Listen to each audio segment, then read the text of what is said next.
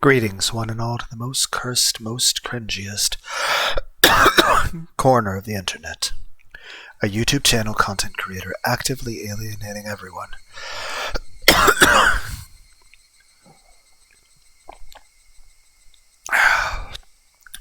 In both the analog and digital world. Well, welcome and good evening, wonderful dice of all alignments. I am Lunar D8.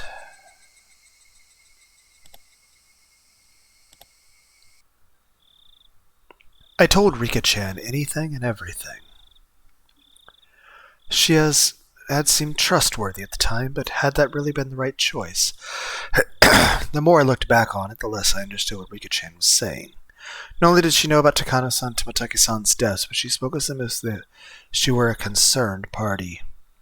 After all this time in my futon, I began to tremble fiercely. Had I been lured in by Rika-chan's sweet smile and told her things I shouldn't have? I should have continued to feign ignorance. I shouldn't have shown her such a weak side of me. My emotions are a mix of regret and fear, and it colored the darkness of the night with an additional layer of terror. Suddenly, a knock. I might have yelped. That's how surprised I was. Keiichi, I've been calling your name for a while now. You have a phone call. It's from Sonozaki-san. It was Dad. I reached out for the cordless phone through the gap in my door. Sonozaki-san, which one? The older sister or the younger? I don't know. Ask her yourself. I took the receiver and buried myself in the futon again. Hello? Mion? Or is it Shion? It's me, Shion. Good evening. I practically jumped out of bed. My first word should be, I'm sorry about yelling. It was Shion who I hoped so desperately would call me back last night. Shion, sorry about last night. I got all riled up. I heard what sounded like a deep sigh on the other end. You and me are in the same position, aren't we? I shouldn't have blamed you for everything like that. I'm sorry. I'm sorry, so please cheer up. I called you because I'm in a better mood. Rika did say that the older Sonozaki sister was in a bad mood, but of course... If you're sorry, then I'll forgive you. So please stop apologizing. Shion's tone still sounded a little angry, but for the moment she said she'd forgive me.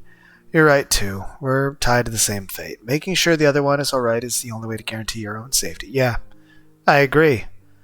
We absolutely need to share whatever information we have, so that we don't die like Takano-san and Tomataki-san did. I feel like the other person is being very short with their responses. Gulp. I forced myself to swallow a solid drop of saliva. Then let's continue from where we left off. You'll listen without getting angry this time? Yeah, I'll be fine. Firstly, it seems sneaking into the ritual storehouse was more of a taboo than we thought. Takano-san and Tomataki-san's miserable ends, terrible enough that you could call them a warning, they were more than enough to make me believe that. The culprits, those two, the ones responsible for assaulting the storehouse, and they'll come for us next.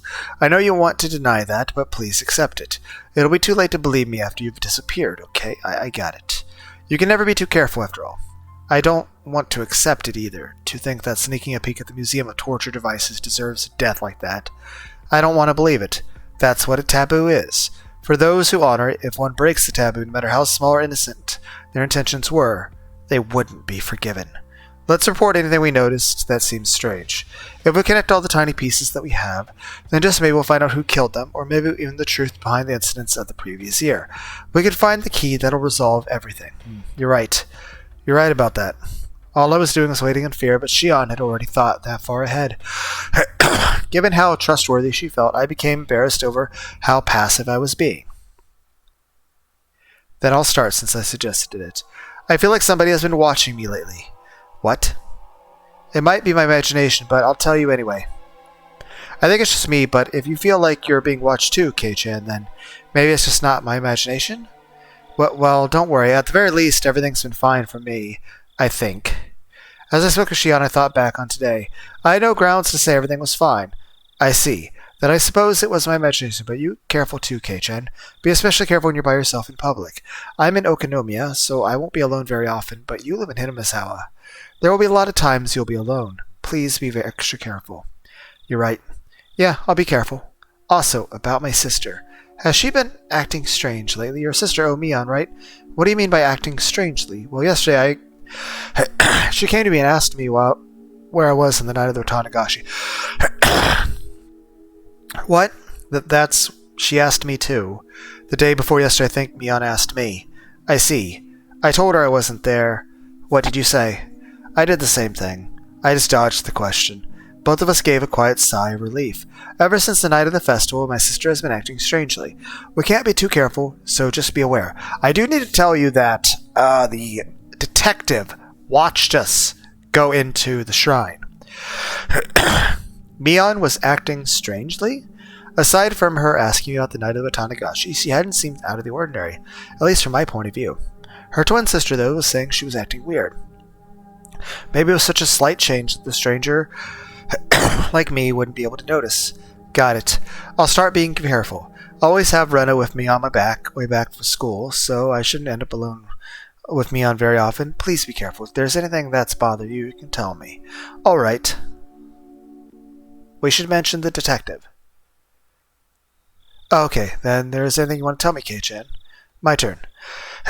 That's right. I'm the report on Oshi asking the same question ever. Oh, that time when you were too slow to escape. Yeah. Oshi-san asked me pretty forcefully whether I was with Takano-san Taki the night and whether I had seen you. Oshi-san seemed to have seen the four of us together. From the police point of view, that would make us the last people who had seen them. I suppose, given that, it's only natural they'd be interested in us. I evaded the question then too, but that might have just made them more interested. There was no way I could have tricked that sly old fox Oishi-san. My troubled countenance would have only made him even more certain. Hey, Shion? Since they're the police, shouldn't we just tell them? I mean, considering our situation, I think having her side could be a good thing. Shion didn't answer right away. For a few moments all I could hear was her breathing as she thought about it. Now that I think about it, Oishi-san said there was something possibly shady about Mion at least. I think that's what he said, yeah. Yeah, he definitely did. As I explained yesterday, the Sonozaki family holds a lot of influence over Himizawa. Oishi is under the impression that the whole village, with the Sonozaki family at the center of it all, is responsible for their current freak deaths. The whole village is behind them, with the Sonozaki family at the center. Please don't get angry like you did yesterday, and just listen. I hammered the phone before I got too upset.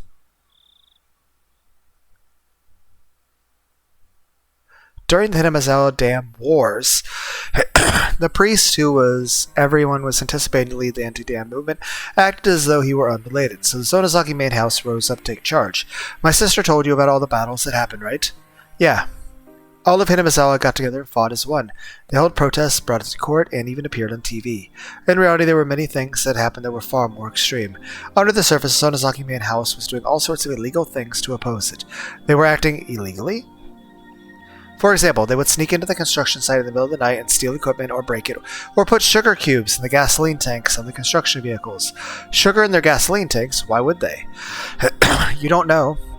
It's practically the representative guerrilla tactic it was used in underground organizations in France in World War II. For one, when you put sugar in the engine, it gets burned out and breaks down. That's pretty bad, though, isn't it? It was destruction of property and nothing less. When they beefed up the guard at the construction facility, the family turned to attacking important construction personality who worked there. The government officials who had given permission to the construction, for example, received all kinds of threats, not just people from the prefectural office either. Apparently this reached as far as the Ministry of Construction.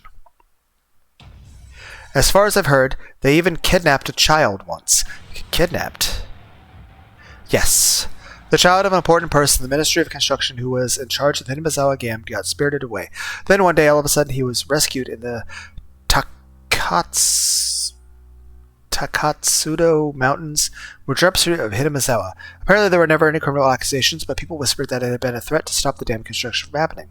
Besides that, there are stories about so many different threats that I could possibly list them all. That's sort of bad, isn't it? Right, in the middle of the whole thing, the first incident happened. That's when the dismemberment of the construction manager occurred. People whispered that the Sonozaki family had brought out the principal offender, but of course, he fled and they still haven't found him. When she put it that way, the Sonozaki family definitely seems suspicious. Oishi-san even seems to think that the criminal was erased, so he wouldn't talk, which is pretty reasonable of him. It's even enough to make me think that the Sonozaki main house is doing something really shady behind the scenes, even though I'm related to them. Are you telling me to believe that? That the Sonozaki main house where Mion lives has done all these bad things? You're telling me to believe it? Even if you don't, Kei-chan, the villagers do. While they oppose the dam in upright and lawful ways, the Sonozaki house did the dirty work for them. Everyone believes that they fought at the front so that they'd take the brunt of the criticism. So they're respected as sort of heroes of darkness. I think I only know one part of it. For example, the really bad stuff like the kidnapping, I think only a handful of people even know about it, including Grandma. The Sonozaki family is secretive, after all. Secretive, huh? A family so unforthcoming that even Shion, who is related to them, doesn't know everything about them. The Sonozaki family. Unlike Shion, her older twin, Mion, was deeply involved with everything, and that was not only a fun thought to entertain. My sister, though young, was the one who acted as the center of the illegal resistance movement. Mion was... What do you mean? Well, our dad is a big-shot yakuza. Even when she was a little, my sister managed to subjugate a bunch of young street rats. Then she played all sorts of tricks on them, and just generally got in their way. Mion did that.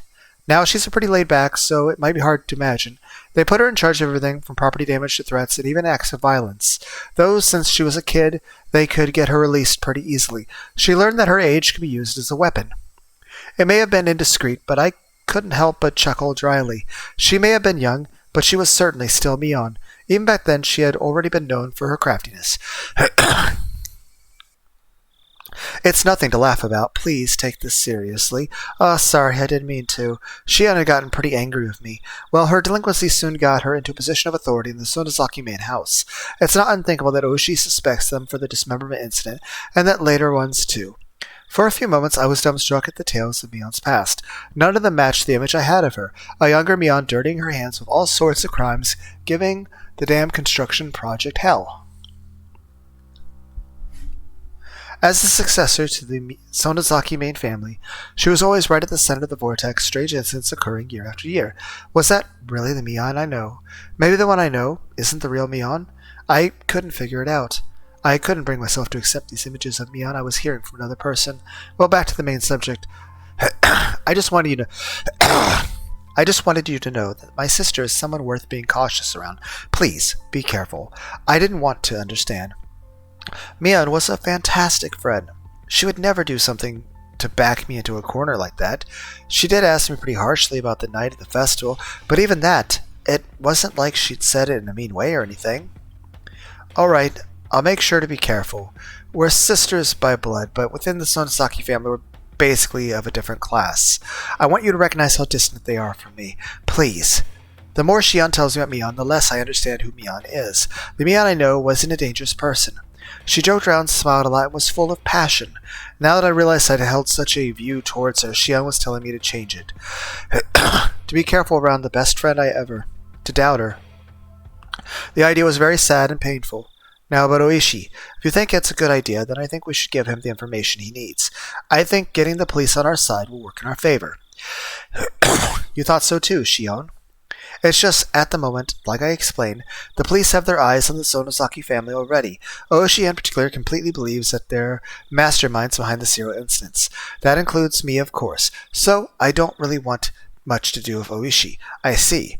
If Oishi-san had found out about Sonozaki family strife filled with history, then he probably wouldn't be too happy with Shion either. I think at this point our best option, since we've already confided in Rika, should be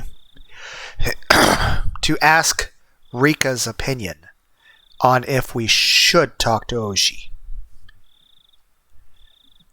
And you might say, oh, what if Rika's not happy with that? Well, obviously, if Rika would be pissed, since she's the main person in our corner that has the power to not only save me, but even to actually save Shion, then obviously making a choice that would be contrary to the priest family who is literally in charge of everything. Yes, the Sonozakis have political power, but it was the Furude's, warehouse that we did break into.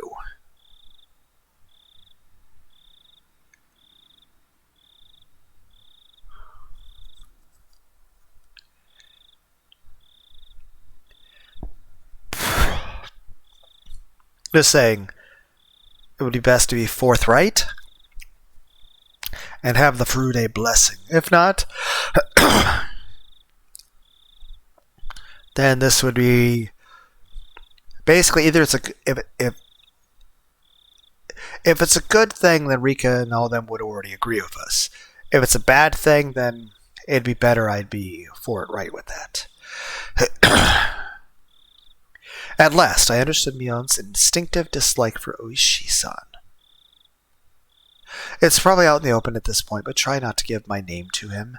If you agree to that, then I don't think there's a problem with you telling him anything. I got it. I won't mention your name, even though he kind of already knows. The police's investigative ability should be quite a reliable weapon for us right now. If Oishi-san tells you anything interesting, let me know as well. Yeah, of course. We'll share information and investigate together. Who killed Takano-san and Tomotaki-san? Who was after us? Until we know, we need to defend ourselves. Anything else?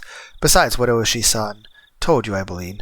If anything has happened, no matter how minor, please tell me. Aside from my discussion with Oishi-san? Oh. Should I tell her that I revealed everything to Rika-chan? Rika-chan was acting like she knew something I didn't. She told me to leave it to her. But, what? Ah, that's right. When I was talking to her, I mentioned Shion's name too. Was that a mistake? I felt like Shion would get angry. Nothing else? Kei-chan? I had remained quiet for a little while, so Shion encouraged me to speak, unable to bear the silence. As I struggled with what to say, Shion addressed me instead. It doesn't sound like it, so I can ask you something? I just heard of this myself. Is it true that old man Kimiyoshi went missing? Yes, there's nothing wrong with me sharing that information. The old man Kimiyoshi, my gut told me that the name of the mayor. You mean the mayor? Wait, Shion, you haven't heard? I don't know anything. I just overheard my dad talking about it on the phone again. I realized I shouldn't have said that. Here in Hinamizawa, things have happened around this time when Oyashiro-sama's curse would recur.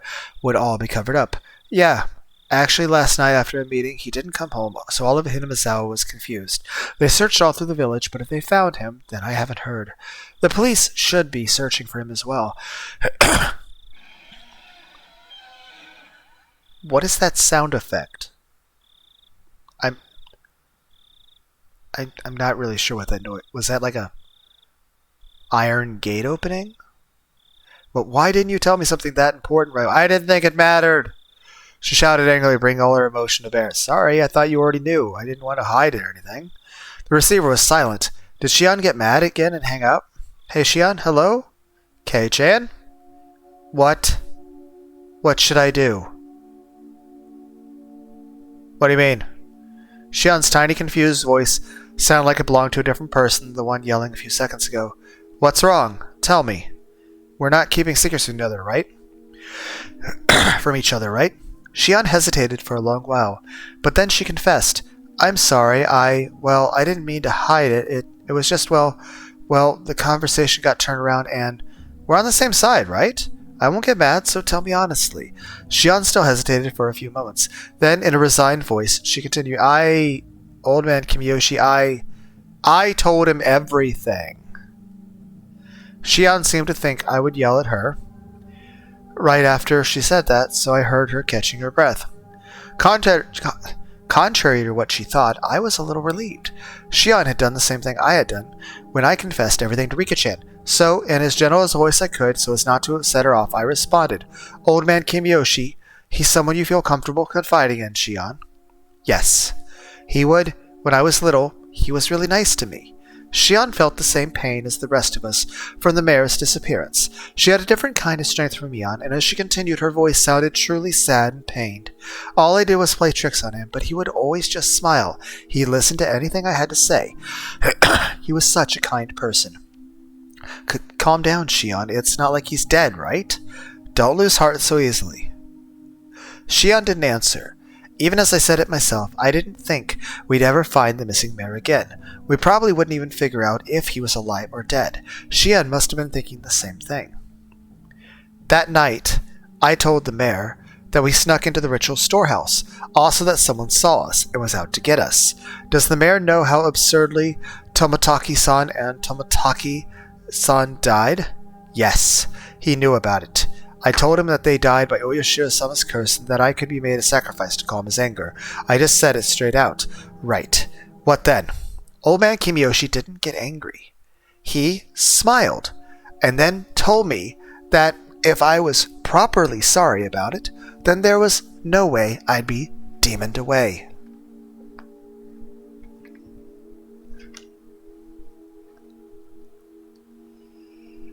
He was really smiling, and he told me to leave it to him.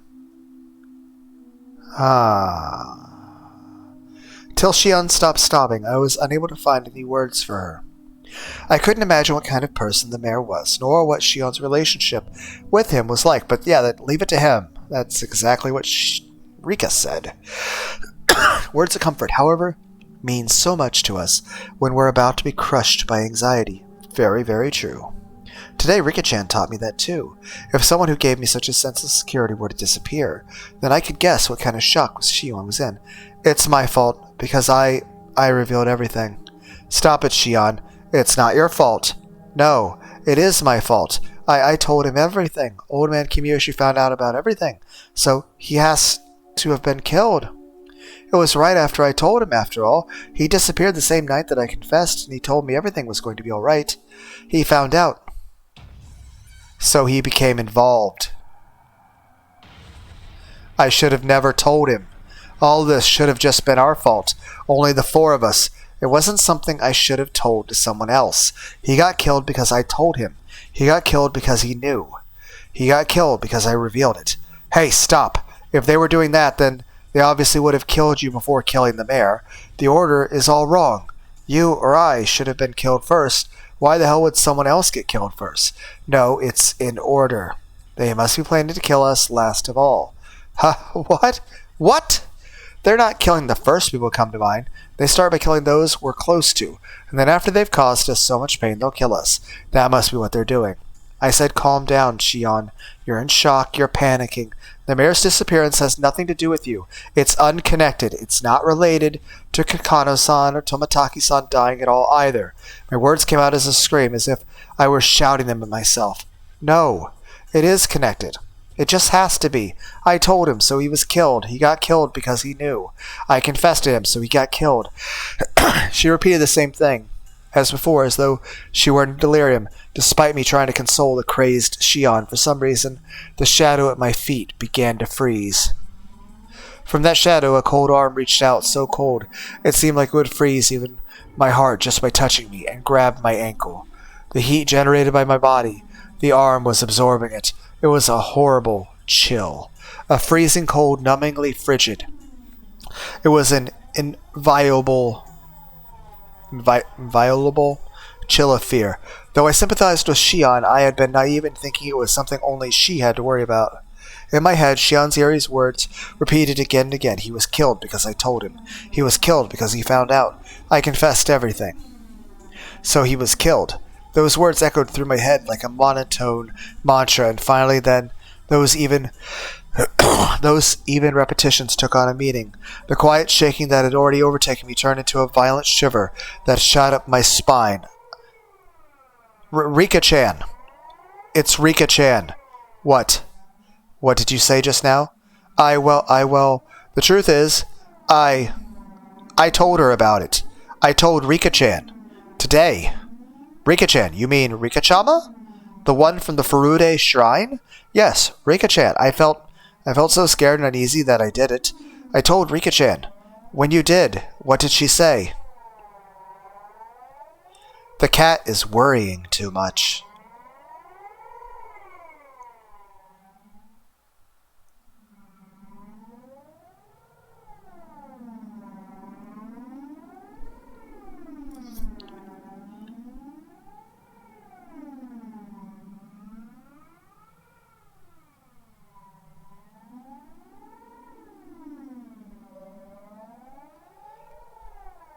I'll do something about it for sure. That's what Rika-chan said. And then she smiled. She smiled just like the missing mayor had when he encouraged Shion. I'm sorry, Shion. I'm worried about Rika-chan. Right. If you're that concerned, then don't worry about me. Please, go find out whether she's safe. Yeah, I'll do that. I'll call you again tomorrow at the same time. When I do, you'll know I'm still alright. I got it. I'll be waiting. Okay, bye. Sorry, I'm hanging up. I put down the receiver without waiting for Shion to say goodbye. The danger to Shion and myself was secondary at this point. My sixth sense was blaring alarms in my head. I don't like this feeling. It's really bad. It's definitely bad. Damn it, please be safe. Rika-chan.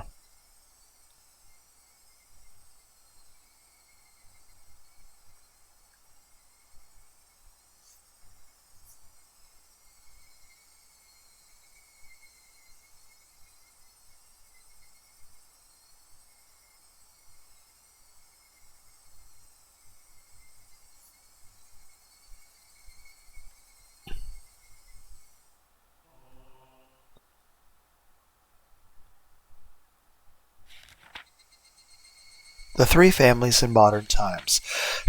As previously described, the Three Families Council today is a mere shell of a democracy in reality. It is a dictatorship run by the Sonozaki family. Both the Kimiyoshi and Furude families are far from their former glory, and it doesn't seem at all like they have maintained the ancient traditions. Only the Sonozaki family has retained their glory from the past and has inherited many colorful traditions from the age known as the Onagafushi village. Even the most recent verifiable example of the Watanagashi that occurred in the end of the Meiji era seems to have been done under the orders of the Sonozaki family. Refer to the three families' genealogical tree from the late Meiji. After the start of the Meiji era, the Sonozaki family wanted to push the development of Higurashi village, so they took a strong role in leadership.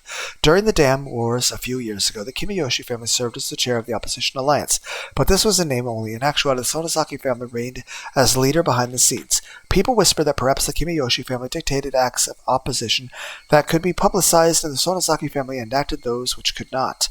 Even in Higurashi, they whispered that the multitude of unsettling incidents reported during the dam protests, such as the kidnapping of the famous head of the ministry construction son, had been carried out by the Sonozakis. Additionally, they say that perhaps the Sonozaki family secret maneuvering was responsible for the serial freak death incidents that have continuously occurred in recent years as well. The serial freak deaths incidents are without a doubt the second coming of the traditional Watanagashi.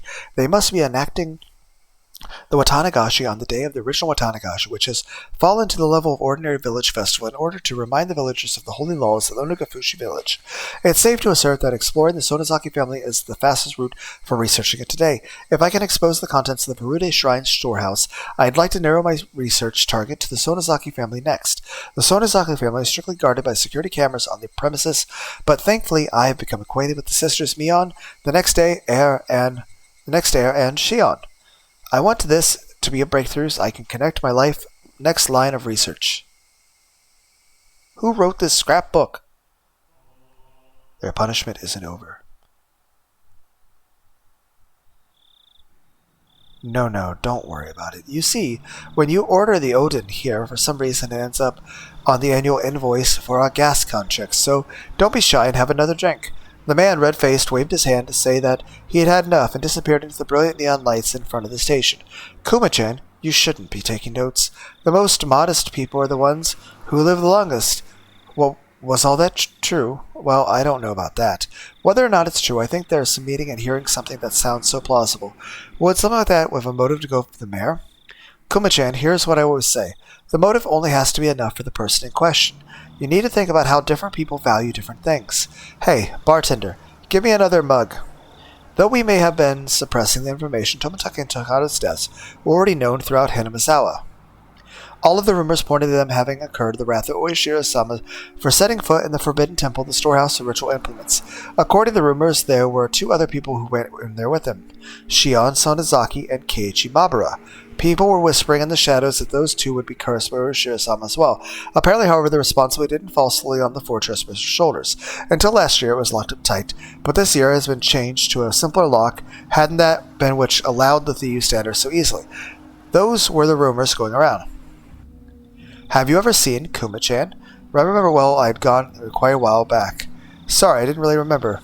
It was locked up so tight, it was scary. There were these really heavy bars holding it shut. It was sealed up as good as a bank vault. This here was a very simple and cheap padlock. The lone girl protecting the shrine, Rika Furude, disliked the heavy locks and consulted with the mayor, who had replaced it with a simpler padlock.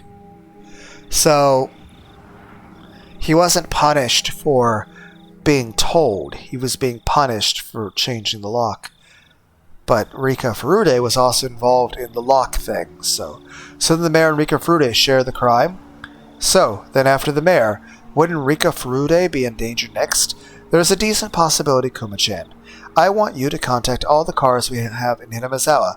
Tell them to stick near the Furude shrine. Got it.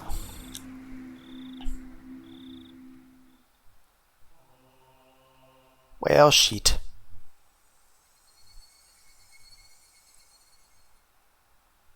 After hanging up on Shion, I searched for Rika-chan's phone number on my school's contact list. There it is. My fingers trembled with urgency, and I failed multiple times to put in the simple 5-digit number. What do you mean only 5 digits? What? Keiichi, are you calling someone at this hour? It's late, and it's being rude to the other person. That doesn't matter right now. I shouted angrily at my mother, listening to the dial tone. Pick up, come on, pick up.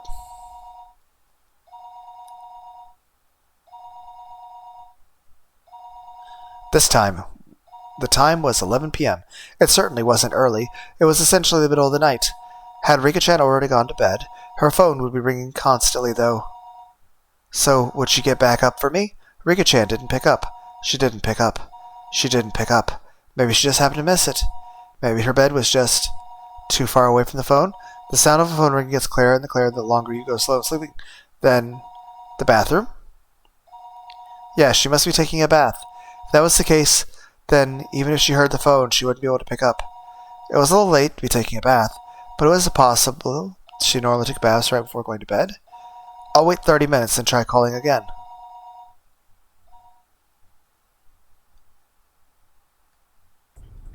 Even as I was thinking that, I called her house over and over again. I kept calling over and over and over again. I kept on calling her, but she didn't pick up even once.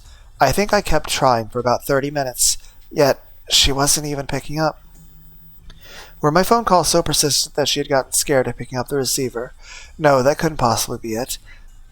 There was no point doing this any longer. The best thing to do would be to go there in person. At, midnight? Do we even have a flashlight strong enough so I don't trip over my own feet? Where was Rika-chan's house, though? Shit, I've never even asked her where she lived. Her residence was written there in the contact list, but was an address with most of the numbers, so I couldn't tell where it was just by reading it. Isn't there a map or something in here? Rika Furude. Her last name was Furude. It was a bit of an odd last name, so it might be easy to find. Thinking that, I rummaged through the drawer with the phone book, but I could only find things like take-out menus and phone numbers for public establishments. Shit. I tore one thing after another out of the drawer, but I didn't come up with any clues as to where Rika-chan's house was. Calm down, Keiichi Mabura. If you don't know, then just ask. Ask someone who knows. Ah, that's it. Rena's got to know. I looked up Rena's phone number in the contact list. Rena Ryuga. There she was.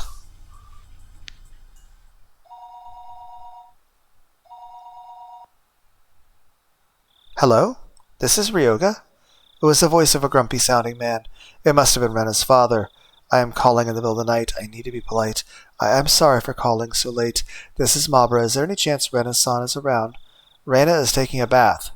Oh, she's done? Rena, there's a friend of yours on the phone. Oh, right. Rena Ryuga was her real name, wasn't it? I'd gotten so used to calling Rena that hearing her real name caught me a little off guard. Hello? This is Rena? It's me, Keiichi. Sorry for calling you so late. Huh? Keiichi-kun? What do you need at a time like this? Well, actually, I wanted to know where Rika-chan's house is. Rena seemed a little appalled that I'd call her for something like this at this hour. However, she spoke her next words seriously, as if she'd caught on to how urgent my need was. Oh, okay. Sure. You know the assembly hall on the grounds of the Furude Shrine? There's a 2-story shack used for storage behind it. That's where she lives. I couldn't immediately visualize the place, but as long as I knew she lived on the shrine grounds, I just have to take a look around. Got it. Thanks. Sorry again for calling so late. I apologize to your dad, too, would you? Okay, but Keiichi-kun, why do you want to know where Rika-chan lives? Rena asked in an unusually sharp way, halting me before I could hang up the phone. I hesitated for a moment whether to tell her. He was killed because I told him. Keiichi-kun, if you're still listening, could you answer me? Why are you asking where Rika-chan lives at a time like this? Rena affected her usual tone, but beneath her words lay a certain tension, like she intuitively sensed something was going on. What will you do, Keiichi? If it's Rena, can't I tell her?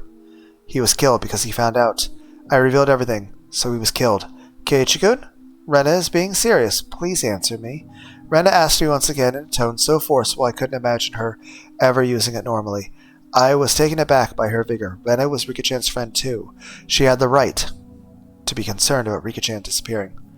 If I told Rena then, even if only for a moment, I could drive away my horrifying fears. Rena? Well, I can't exactly tell you why, but yes?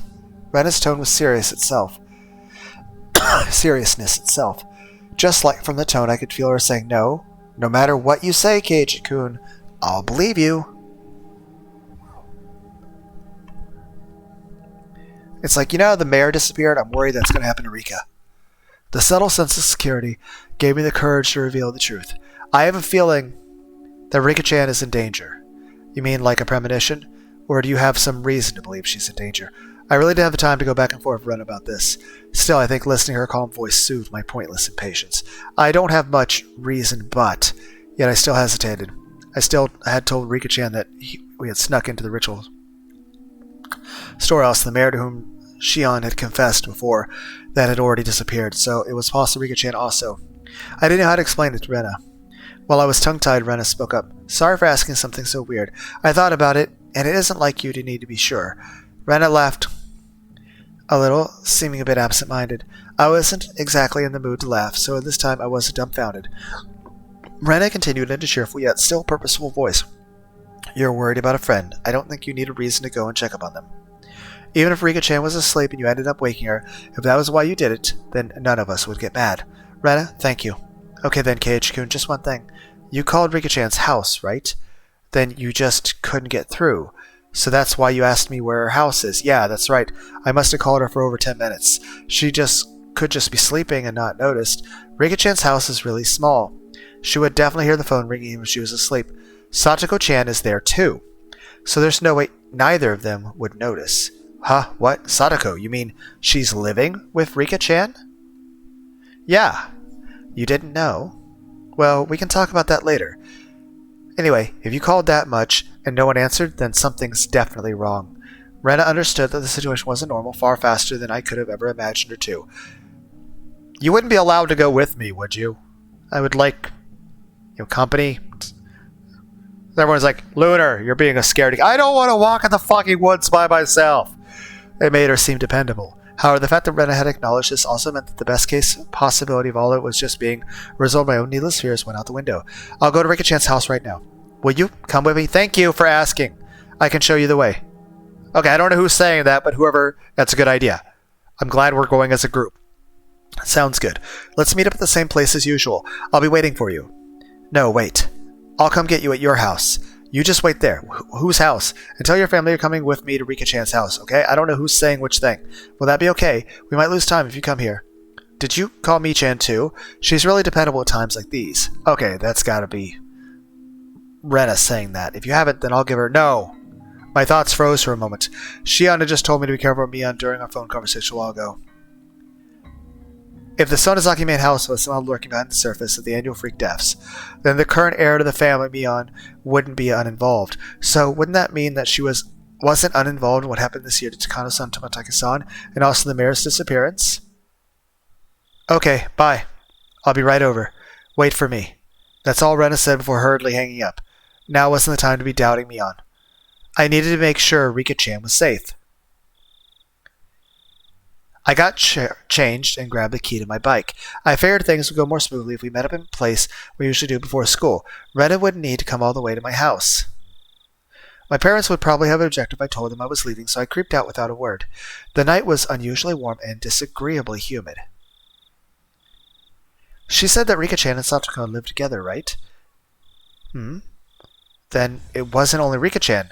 Satoko wasn't there either. Realizing what them living together really meant caused my thoughts to immediately take a turn for the worse. That can't be. Satoko is... She's got nothing to do with any of this. Even if there were a reason for Rika-chan to disappear, there shouldn't be one for Satoko. Keiichi-kun.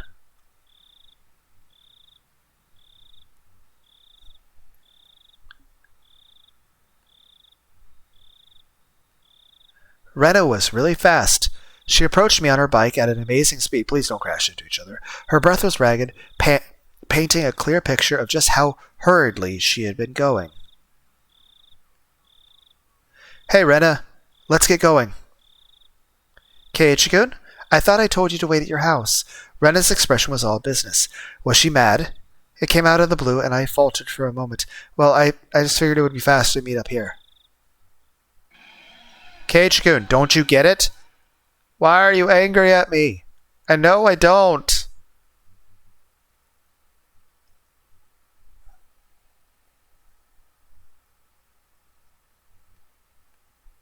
Rena shouted, clearly angry. I've never seen Rena like this before. Do I get it? What's the problem? Rena seemed to notice she was scaring me. Took a couple deep breaths and then continued as if admonishing me, but her expression didn't soften at all. Keiichi-kun, the whole village is uproar right now that the elder disappeared, right? Yeah? Now you're telling me that Rika-chan and Satoko aren't where they're supposed to be, right? Yeah? So why would you be angry at me for meeting you here? I don't understand. That's about sums it up. Then you need to be more careful. About what? Do you have any idea how dangerous it is to be standing out here alone in the middle of the night? Oh, you're worried I'm going to... But I began to understand where Rena's anger was coming from. You told your family you'd be going to Rika-chan's house with me, didn't you? So that in the worst case scenario, if you and I were to disappear, people would know when and where we did. Rena was perfectly level-headed in this emergency situation. Did you tell your parents? Ever since the night of Watanagashi, every night someone had died or disappeared. On the night itself, Takano-san and Tomotaki-san met strange ends. On the next night, the elder vanished. And now on the next night after that, Rika-chan and Satoko were nowhere to be found. I hadn't been thinking of anyone but myself, but it wasn't enough to say Hinamizawa was a little weird at the moment. In fact, it was extremely strange. Rena had even anticipated our own disappearances, and had told me to tell my family where I was going. I was embarrassed at my own carelessness, and the need to be embarrassed made me afraid of the night. Sorry, I didn't tell them yet. Okay, then let's go tell them together. Okay, I mean, hypothetically you were going to meet me at my house. All this, I was worried about losing time, but at the same time, this honestly means we're just sticking to the same timetable as if I just waited for you. With Rena beside me, I wheeled back toward my house. Okay, that works out. The moon seemed strangely high in the sky, a sky that was uselessly vast and cold, so that no matter what, it would never seem to me like a dream. This cruel fact had already confronted me. On such a crazy night, Rena had been unimaginably dependable. Hinamizawa's metamorphosis, enough to make Rena caution me against carelessness, was to me the most fearsome thing of all. The moon seemed strangely high in the sky. We met up with Mian on the way, and she, of course, was unsure whether to believe me about Rika-chan and Satoko's disappearance. Kei-chan, are you serious? I'm going to get really mad if this is a joke.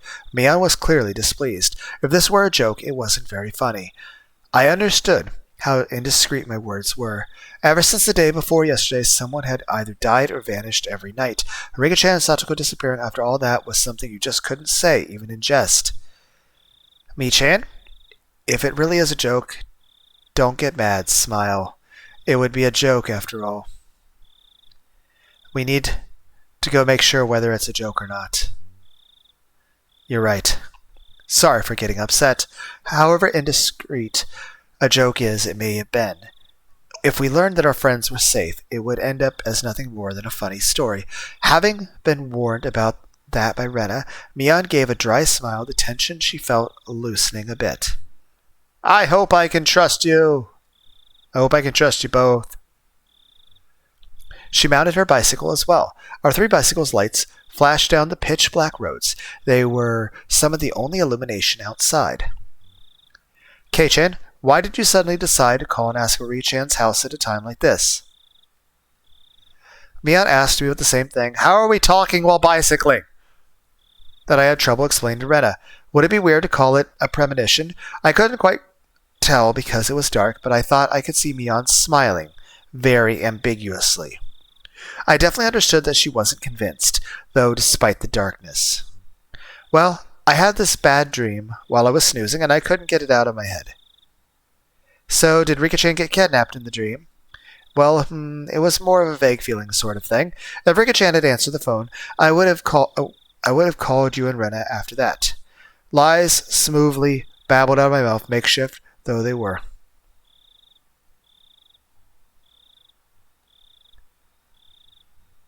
I was lying because I had thought telling them I was connected to Shion would be more silently admitting we'd stolen the ritual house together that night. Mion didn't press me any further. I don't know whether that convinced her, or maybe she figured that making sure Rika-chan and Satoko-san were safe would be faster than making an issue out of it. I felt relieved and immediately a little guilty. Mion hadn't really been acting any differently these last few days, but I'm still really trying to distance myself from her for some reason. It was only because of what I'd heard from Shion and Ueshi-san that she would become a successor of some kind of super extravagant gang family. No. Was I just trying to force myself to forget? Don't do that, Keiichi Mabura. Wasn't it Mion who was the first to ask about the night of the Tanagashi, in such a harsh tone at that? Have I already forgotten the terror I felt? At the time, Mion looked like someone different from the Mion I knew. When I think about that Mion, then Shion and Ueshi-san's descriptions of Mion made a tiny bit more sense. That's it, isn't it? If it wasn't for how she acted that day, then I wouldn't be feeling this way towards her now. What on earth was going on with her back then? I was conveniently thinking only of everything she had done after that, while disregarding the very first thing, the thing I should have been looking at most, wasn't I? Mion was pedaling her bicycle in front of me, her long hair fluttering in the wind. No matter how long I looked at her back, it never gave me answers to any of my questions. We went all the way to the stone steps leading up to the shrine and grounds. Did we ever make it back to my house to my parents? Of course, we weren't going to want to haul our bikes up there, so we parked them beside the staircase instead. So this is the Furude Shrine. Everybody comes and goes as they please, as if it were a park, but this place is actually a grand estate owned by the Furude family. So the entire shrine is private property. It really makes you think about the passage of time. 10 or 20 years ago, it would have been looked at exactly the same. Then wouldn't that mean that the Furude family is really old, with a history of going back for generations? Yeah, they're gone. That's odd. Rena said something clearly disquieting, so I ran over to her. What's wrong, Rena? Rika-chan and Satoko-chan always leave their bicycles here. See? They're gone. It took a look around. Indeed, there was no other bicycles aside from the ones we had taken to get here. Couldn't they have just parked them somewhere else? Could they have brought them up the stairs? Those girls couldn't do that, Keiichi-kun. Just as she said, I couldn't imagine Rika-chan and Satoko lugging their bikes all the way up there. We hadn't yet knocked on Rika-chan's door, but reality was already sparking some ideas that they weren't what you'd call good. Maybe they were just parked under some trees, and we hadn't noticed them. I refused to believe that not being able to find their bikes here was proof that they disappeared. Let's go. The only way to be sure is to check their house. We all nodded and dashed up the stone steps. We passed through the red arch and came out onto the shrine grounds, which was covered in neat gravel. It was so quiet here, as though the Watanagashi festival had never happened. So, where's the house they live in? Over here. Come with me. Rena took the lead and sprinted off. We went towards the assembly hall behind the shrine and then looped around behind it. In the darkness of the night, we found a small prefab, 2-story shack that looked like a warehouse. The lights are off. Are they sleeping? Let's knock. Rena and Mion neared the shack, which didn't really look like a place people would live. They had such a beautiful shrine, so I'd figured they'd live in an equally beautiful house. It was far from what I had expected. Rika-chan! Satoko-chan! Are you there? Rena shouted up towards the second floor. Her voice was restrained at first, but it steadily grew louder. No answer. In fact, there wasn't any sort of activity in the house at all. They might be sleeping. Let's go wake them. Let's wake them up. Mion banged on the shutter with both hands, and the loud sounds echoed throughout the surroundings. They would have to notice this much noise. They would turn on the lights in their room, fling up the windows, and yell, "What time do you think it is?" That, however, wasn't happening. There was absolutely no response. Mion stopped slamming her fist on the shutter, and a sudden silence fell over us. The silence aroused terrible thoughts in us. I could feel the blood draining from my face. It's locked. I wonder if we can get in somehow. Rena showed no signs of stopping. It didn't look like she would admit they weren't there until we went inside and saw for ourselves. That refusal to give in gave me strength. The second-story windows wouldn't be locked. I'll give them a try. Kei-chan, a ladder. Mion brought over a ladder that was standing against the house. The footing was a little unstable for me to be climbing it, but Mion held the ladder firmly in place for me. I hadn't climbed too many ladders. My inexperience with them exposed, I climbed up one step at a time and tried to open each window on the second floor. Mi-chan, I'm going to check on the main house just to be sure, okay? I'll be right back. Rena darted away. What? A main house? It's the Furude family's actual house. So why are they in the fucking shack? After her parents passed away, I think it had been left like that. Right. Rika-chan's parents, they passed away, huh? At that point, I recalled something else. Wasn't Satoko-chan leaving here? Satoko's also an orphan. Her parents fell from a cliff because of Oyashiro-sama's curse. Then her older brother, Satoshi-kun, he disappeared. Satoshi, I've heard that name before. I remembered. He was the one who disappeared last year because of the curse. Ever since then, Satoko and Rika-chan have been living in the shack. Neither of them has any family, but at least they're together. They help each other out. Rena said main house, didn't she? Wouldn't it be easier to live there? The curtains were drawn so I couldn't get a good look inside, but two young girls living together seemed like a pretty tough life. I think she tried that at first. She said it was hard, though, because it reminded her of her parents. I had no idea. I feel really bad for them. They were normally so cheerful at school that I never even realized an atom of this. Rika-chan and Satoko-chan, they have it hard, huh? She's cursed. Huh? Suddenly Mion said something in such a low voice that it sounded like she was really cursing someone, and I didn't let it slide. I turned around the ladder to face her and asked again, Mion, what did you just say?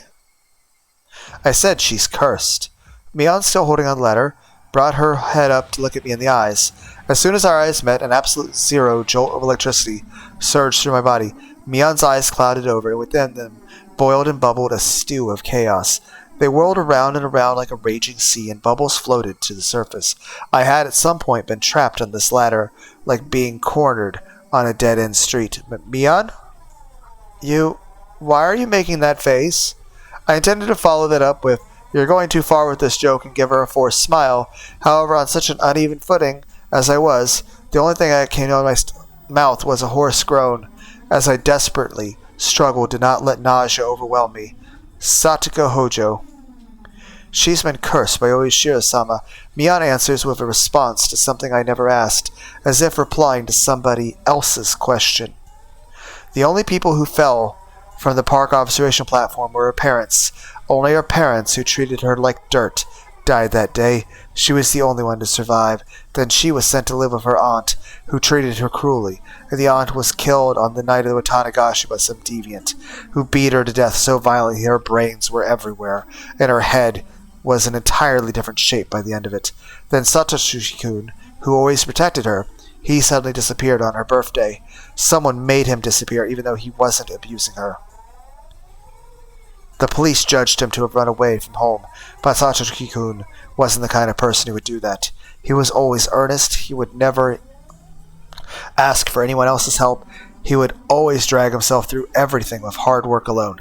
He worked so hard he nearly ground his bones into dust, all for his one and only little sister, and yet someone made him disappear. She was the only thing he lived for, and yet someone made him disappear. Poor Satoshi-kun. He was never rewarded, that Satoshi-kun.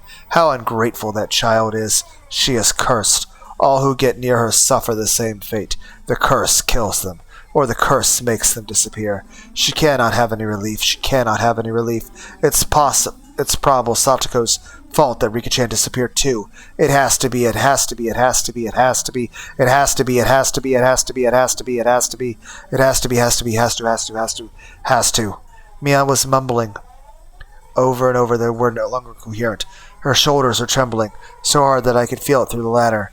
I almost lost my footing, which made me realize just how far away the ground really was. Calm down, Mion. I don't know what you're talking about. I wasn't sure if she even heard me. Mion rocked back and forth, and that rocking trembling made it even more violent. Help me. The ladder is falling. Help me. Help. Just then I heard the sound of many people running towards us. Uh-oh, hey, over here. I very nearly said, help me, all right. 4 or 5 adults led by Rena ran over here with flashlights. Kage-kun, Mi-chan, sorry it took so long. Borrowed the key. Oh, nice one. Seems all the windows and doors are perfectly sealed. I was getting worried.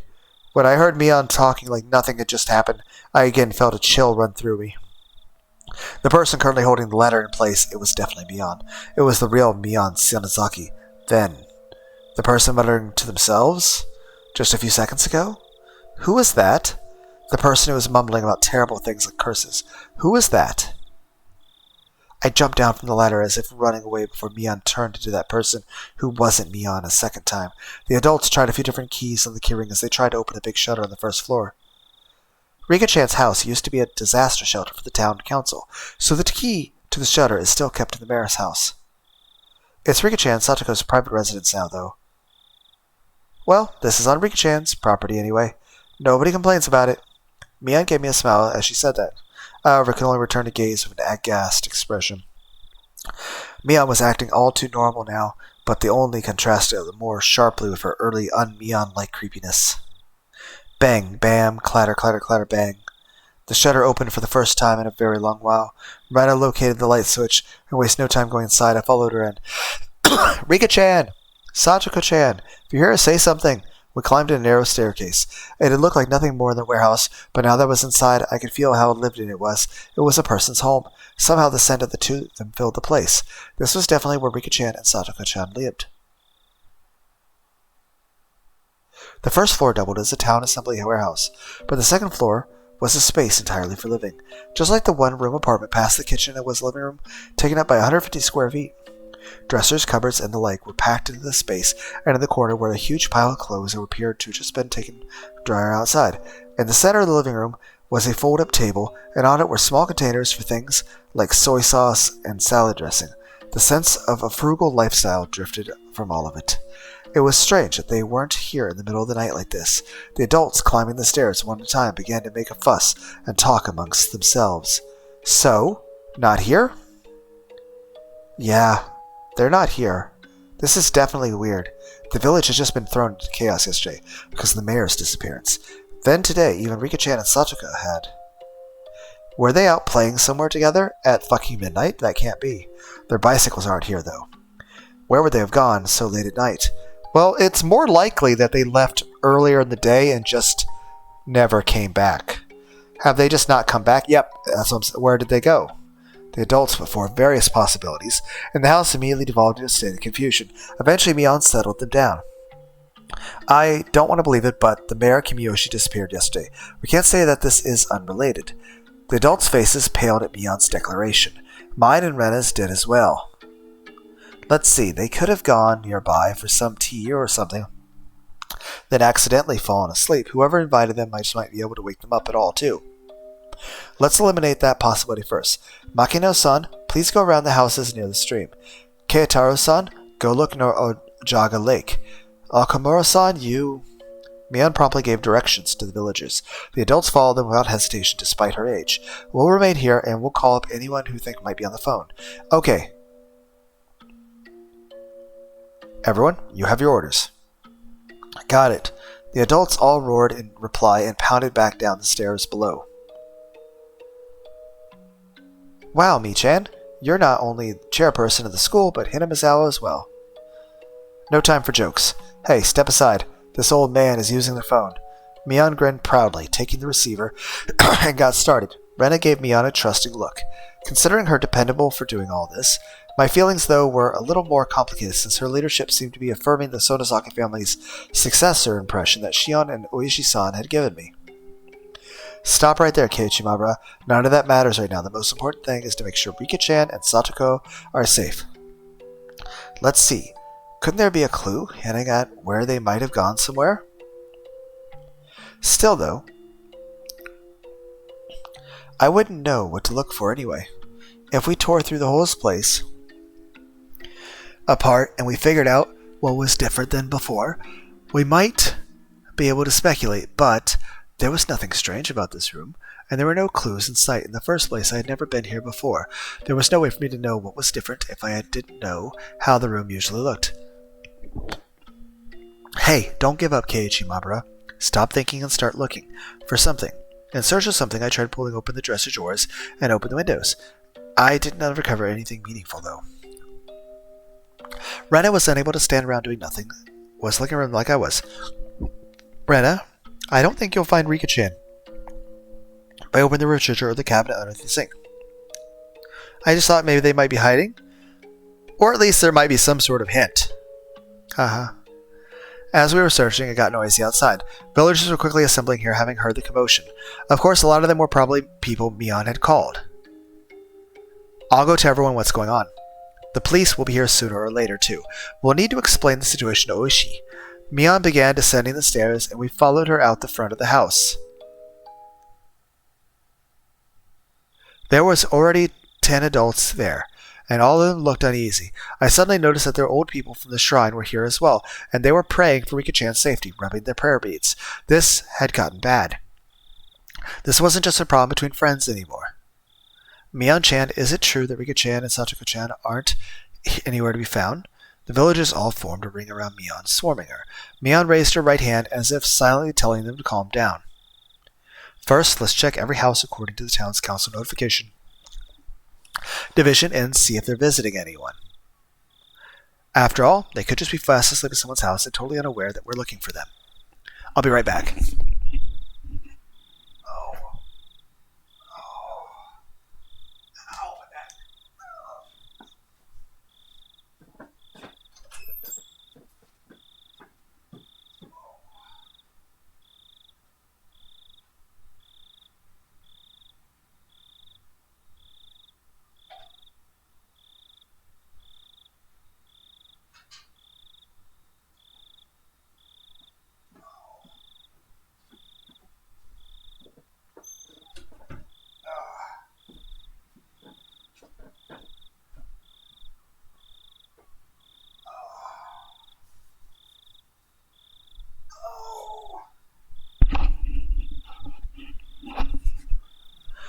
Oh.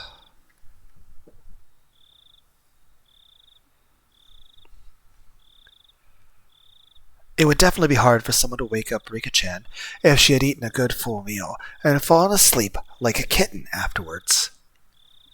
Oh, how nice it would be if that were the case. I don't want to think about this, but it's also possible something bad has happened. Mion's face grew remarkably more grim, and a wave of silence washed over the adults. We should divide up the work, too. We'll go around all the places we went last night while looking for the mayor. We'll go look around the damn construction site as best we can. You guys go search around the school. Right. Let's get a move on. Come on, let's go. All of you were up all night looking for the mayor.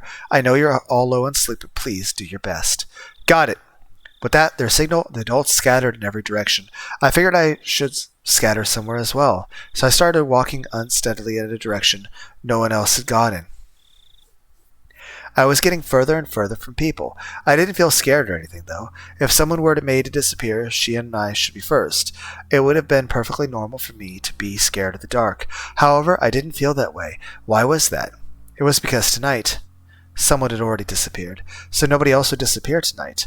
It would take time before I, exhausted as I was, would feel guilt at the cause of my own selfish sense of relief.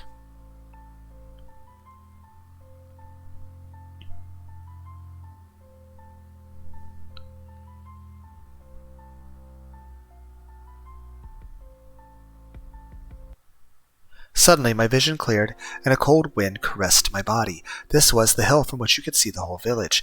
Looking down from this hill, I could see lights on here and there, and knew that the entire village had awoken from its slumber. First Takano-san, Tomotaki-san, then the mayor, and now even Rika-chan and Satoko had been sacrificed, and word of it was spreading everywhere. The strength in my knees left me. This could no longer be a joke. We could have found them. Me... An would have told me, and I was a worrywart. Rena would just be glad we did, and they would have smiled at me. My hopes disappeared as if I were awakening from a dream. That was the view I could see was telling me. Following my knees, my arms both bent forward onto the ground, and I clawed at it with my nails. I couldn't figure out if I was feeling sorrow or frustration. Is this my fault? I couldn't endure the burden of my own sin, and I had just told Rika-chan about it. They had nothing to do with it, but Rika-chan and even Satoko had been sacrificed. It was like a cross that Shion and I would each have to bear the weight of until we ourselves were erased. Well, if I'm going that far, then the problem started long before that, my ritual sin of breaking taboo and entering the ritual storehouse without asking. I knew I shouldn't have gone in there from the start, yet I lost out to cheap curiosity. I hadn't felt so angry at myself until this very moment. There was a crunching sound. I wasn't even interested in who made the noise, despondent as I was. Keiichi-kun.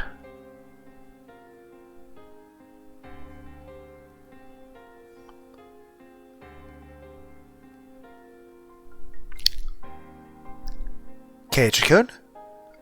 Are you okay? It was Rena. Perhaps my clawing at the ground made it look as though I was having some stomach pains. She ran over and rubbed my back like she was trying to make me feel better. I appreciate that, Rena. This is all my fault. It's because of me. It's my fault. Keiichi-kun's fault. You didn't do anything wrong.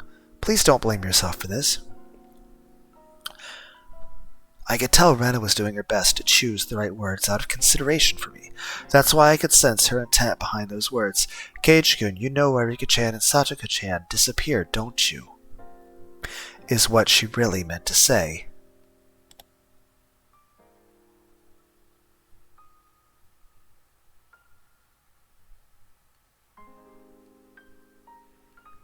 Because it was an emergency, Rena had ignored the reason why I wanted to make sure Rika-chan was safe, but now that we'd actually confirmed her disappearance, it was only natural for Rena would start to wonder about why.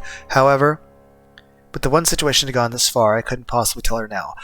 Basically, I can tell her this. Rena, there was something I did that was wrong.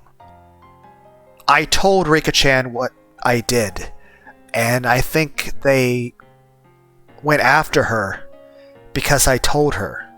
So I'm worried that if I tell you too, that the same thing that happened to Rika will happen to you. I didn't want to admit that Rika-chan and Satoko had disappeared, but I couldn't let Rena disappear either.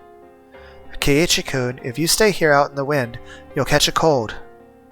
Rena sat down, bringing her eyes level with mine. They told us that children should go back home to sleep. Rena showed me her watch as she said that. It was long past 1 in the morning. Time was passing too quickly. Had I been crawling around here for that long? If we don't sleep soon, we'll have trouble getting up for school tomorrow. Even the adults are really worn out, since they were searching for the mayor last night, too.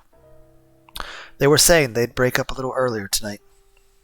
I was a little upset that they weren't allotting as much time to this as they had for search of the mayor last night, but that was something the cause of everything, had no right to criticize them for. It's all right. The police arrived a little while ago. Look, there's police cars coming into the village right now. Hearing that remark, I looked down at the village to see that there were indeed more cars than one would normally expect at this hour, coming from the darkness on the other side of the mountain. However, none of their emergency lights were on. Of course, their sirens weren't wailing either. That's right. All of the incidents that occurred right after the Watanagashi were seen as the product of Shirasama's curse and would be handled in secrecy. Rika-chan and Satoko-chan too. Their disappearance would end up exactly like the other 0 incidents of the past. Surreptitious. Unresolved. Declared a mystery. And disappeared from memory. Rika-chan's face, her sweet face, like a Western doll's, would fade away. Satoko's smile, her energetic fanged smile, would fade away. The more I tried to remember them, the less I would be able to.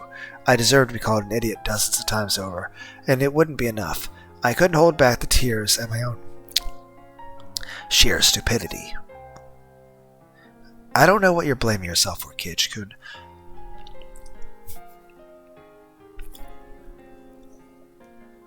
But you should stop. I wasn't about to deny it. I couldn't. Even so, I couldn't affirm it either.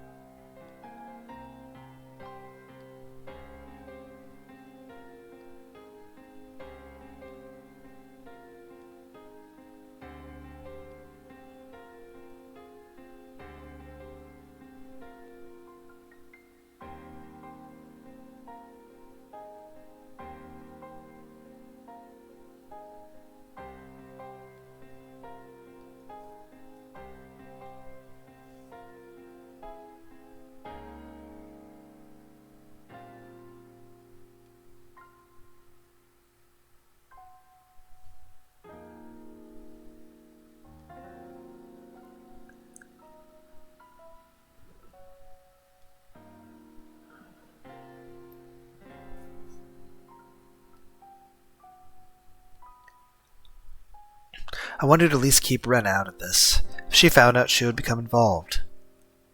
Well, she's only involved if I tell her what I did. I could tell her I did something bad. I told Rika-chan about it, and I think they attacked Rika-chan for the thing I did. So I think if I tell you, you'll also disappear. Please, Rena, could you just leave me alone? Even if I went home, I wouldn't be able to sleep. If I couldn't get to sleep, then I at least wanted to search Rika-chan and Satoko-chan until I collapsed. The entire village were looking out, they still hadn't been found. I don't think I'd be able to find them if I went looking alone at this point. Still, I had to do it. They disappeared because of me. I couldn't possibly go to sleep while other people are out there searching. I had said that to myself in self-deprecation, but I soon realized that Rena was silently trying to find the meaning in my mumblings. I realized I had misspoke. It's Keiichi-kun's fault?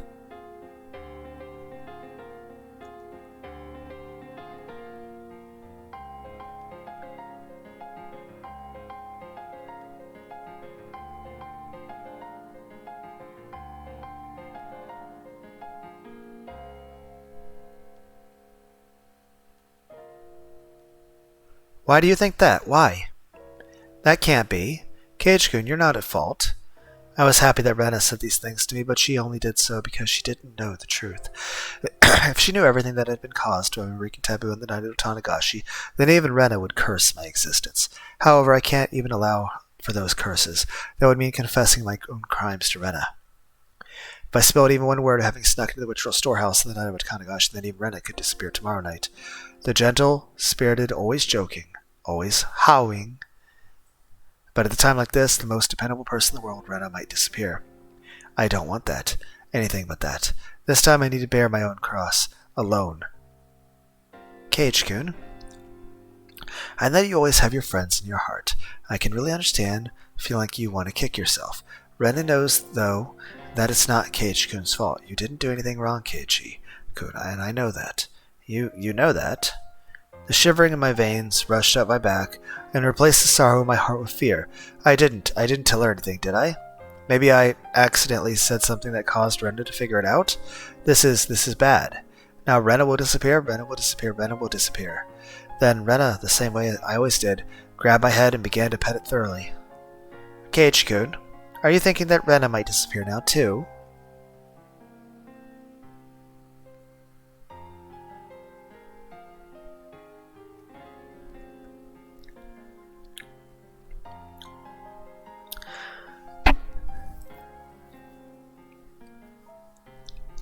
Because of Oyashiro-sama's curse. She puts more force into the hand, rubbing my head. You don't need to worry about that. Rena isn't going anywhere, I promise. Why? How can you say that with such confidence?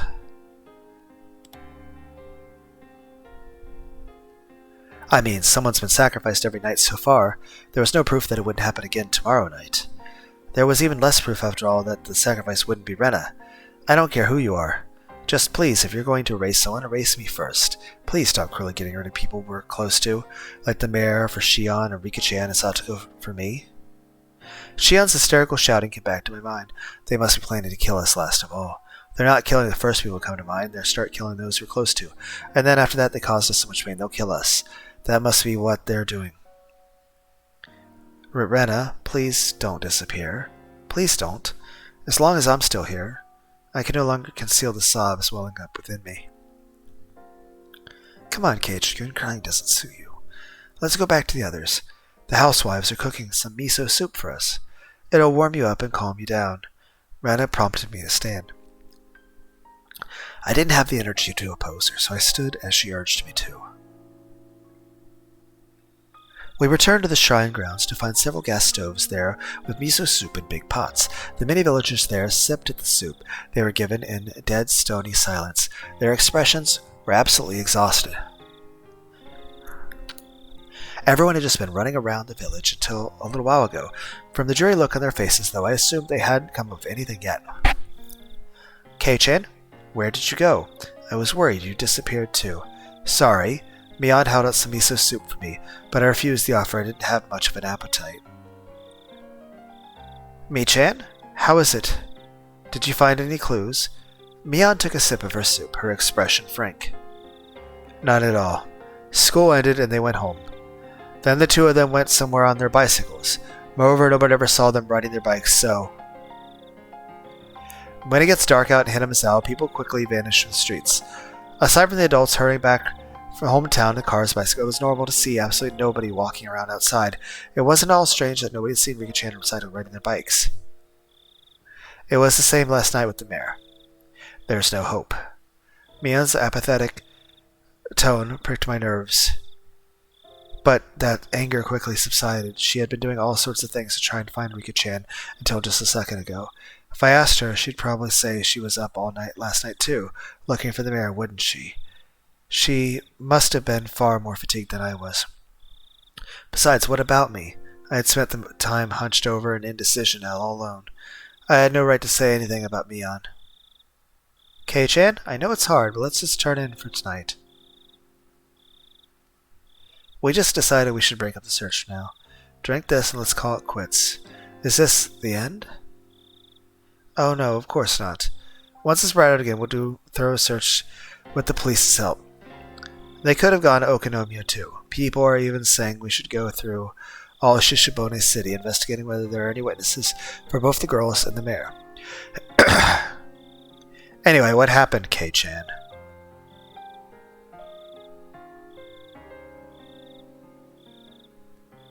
Where did you go off to?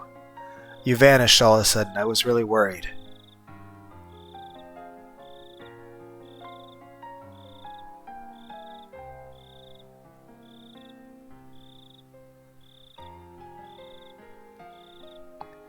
Suddenly I was on the receiving end, but I didn't have the willpower to respond. Sorry, I'll be more careful. Nothing happened? There wasn't anyone suspicious spying on or stalking or nothing like that. Mian demanded with serious expression. I was being criticized for how considerate I had been. Despite being in so much pain, I was frustrated that I was being criticized, but it was my sin. My sin, and I must bear it alone. Nothing. I'll be careful either way. Sorry. Mian, now aware that nothing had happened, heaved a big sigh off her shoulders, looking relieved. Oh my. I knew I smelled something good coming from over here. I'd be much obliged if you'd allow me to have some. We had heard the repulsive voice of a fat man. It was Oshi-san, trailed by a handful of police officers. He was acting energetically in a way unfitting given the situation. There's not much left, but you can have some if you want. Mia didn't like Oshi-san very much. Her cold attitude, though, didn't seem to bother Oshi-san in the slightest. It was like splashing water in a frog's face. Well now, miso soup leftovers have a bit too much salt for my taste. Confound it. Would you like all anyway? He recommended to his subordinates, but everyone gave dry smiles and refused. So, haven't the police gotten hold of any clues? Rena's smile was warm enough to replace the miso soup. Don't you worry, little missy. Everything's fine.